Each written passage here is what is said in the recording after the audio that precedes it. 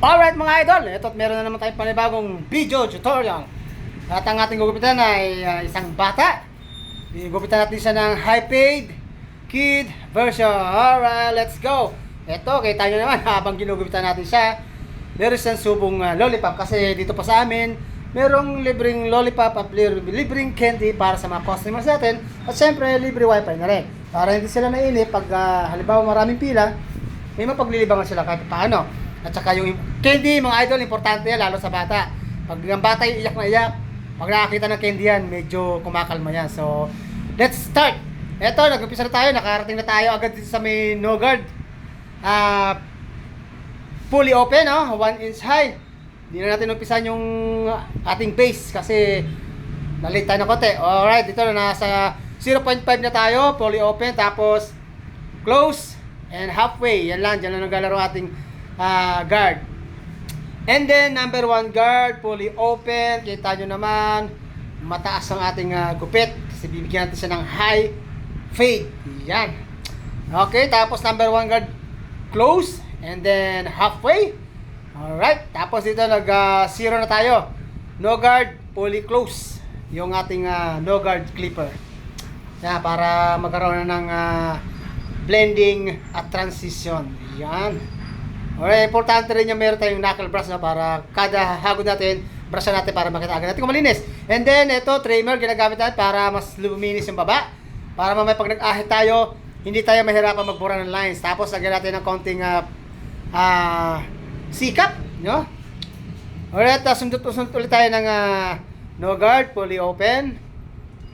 Yan, pag nakita nyo may konting dark spot, sundutin na natin. Tapos, importante, ang blade, palaging papalitan. Isang blade, isang ahit lang dapat. Huwag na tayo magpaulit-ulit. Paulit-ulit ko na sinasabi yan. Alright. Para yan sa kaligtasan ng ating mga customer, no? Kasi may mga ibang customer na ayaw ng inuulit ang blade. Gusto nila bagong palit. Kaya tayo, nasanay na tayo sa ganyang proseso. Isang ahit, isang blade. Yan, ganun lang tayo, ha. And then, natin tayo sa may back part. Gamit natin ng 1.5 guard na fully open. Gagawa tayo ng second base ng ating base na galing sa number 2.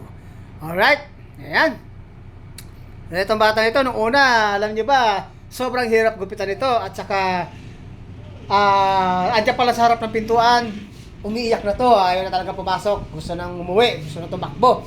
Talagang pahirapan kami ng gupitan ito. Bagay, lahat naman ng batang ginugupitan dito nung una, ganun talaga, hirap magpagupit, ayaw magpagupit, takot, or whatever.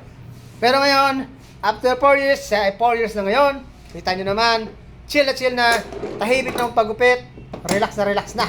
Hindi na siya irritable, hindi na siya naiinis, hindi na siya natatakot. Kumbaga, cool na siya ngayon magpagupit. Kaya, yung gupit natin sa kanya ay napakaganda na. Alright. So, dito, nagtitrimmer na tayo para sa baba, para kuminis na yung pinagmula natin ng blending sa baba. Tapos sundutan natin ng no guard. Patagilid ang clipper natin mga idol pag magsusundo tayo, ha, para ang purpose ng patagilid, habang nagbubura ka ng lines, nagbe-blend yung bandang taas. Kaya importante yung ganon. Kasi kung padiretso natin, ilalapat natin yung clipper, mahirap yon. Dito nag-aahit na tayo pababa para makinis na. Tsaka hindi na nga natin pala sa ginamitan ng shaver foil, no? Kasi makinis na yung ahit pala ng blade dahil manipis pa naman yung buhok niya.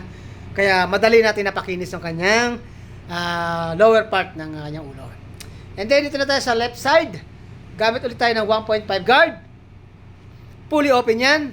Tapos taasan na natin agad doon sa hangganan ng ating base, number 2. And then gumamit tayo dito na ng clipper no guard.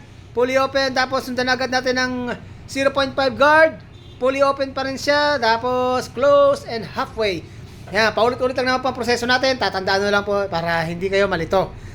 And then, dito, naka-close tayo ng 0 point guard pa rin. Ayan, para yung mga dark spots ay makuha natin. Ayan, tapos trimmer na ulit tayo sa baba para magkaroon ng lines. Tapos, yan, sundutan ulit natin ng no guard. Naka-close tayo. Ayan, habang nag-aantay mga clients natin sa gilid, ha. And then, details tayo sa sikap. Tapos, shave na natin yung lower part. Dito kaniliwa natin, no, kasi medyo naipit yung kanan ko. Ayan, tapos balik tayo sa kanan. Ayan, nilinisan natin maigi para hindi natin kailanganin ng shaver foil. Ayan, makinis na po yan.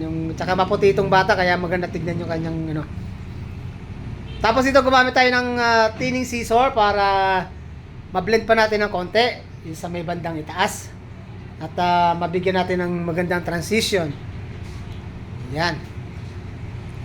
Tapos sa likod na tayo. Okay, tayo naman, chill na yung ating client. Hindi na tayo nahirapan sa kanya. Kaya nabigyan natin siya ng magandang gupit talaga. Tapos basahin natin para makita natin yung forma ng buhok niya. Bali dito, no, hindi ko na siya nilagyan ng side part. At hindi naman siya nagagamit ng mga hair product. Ayan, para kahit wala siyang pomade, kahit nakabagsak lang yung buhok niya, okay pa rin. Di ba? Kasi kung may side part yan, tapos walang pomade, pangit at tignan niya. No? Yan mga technique idol, ganon. And then dito, tapos na tayo maggupit, pagpag na tayo, para makita na natin yung resulta ng ating gawa sa kanya. Ayan. Walang kaimik-imik ang bata, talagang chill na lang talaga siya. Yun, tapos linisan naman natin maigi ang liig, ang batok, ang likod ng tenga, muka. Ayan. Bago natin siya pababain sa upuan para hindi mangate ang ating mga kliyente. Alright, ito na po yung ating final result ng ating gupit. Sana meron kayong kukuhang munting technique sa ating tinuturo sa inyo mga idol. Alright, maraming salamat po mga idol. Don't forget to follow Boss Henry Barbershop and subscribe to my channel, Boss Henry, para sa ating more video. Maraming salamat!